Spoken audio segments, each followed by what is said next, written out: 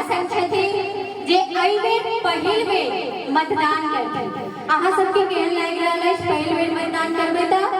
नीक लागि रहल छै, बहुत खुशी भेल रहल छै अपन अधिकार, बहुत नीक लागि रहल छै, बस पहिल बेर अपन अधिकार।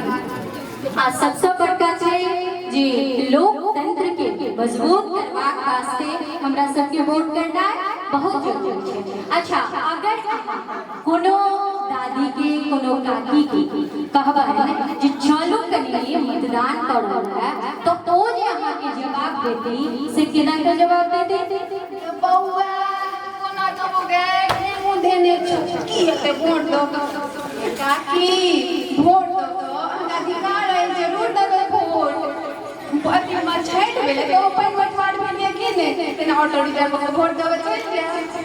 आ दोसर बात जे और पाबनि तऽ साले साल आबि जाइ छै, सब पाबनि चाहे ओ छठि हो, दिवाली हो, चाहे सब पाबनि, लेकिन ई जे लोकतंत्र के बड़का पाबनि छै, ई एखन 5 साल पर एक बेर आयल छै। आ ओहू में अहाँ सबके तऽ और बहुत खुशी हैत, कारण पहिल बेर जे वोट करबै की अहाँ तैयार छी?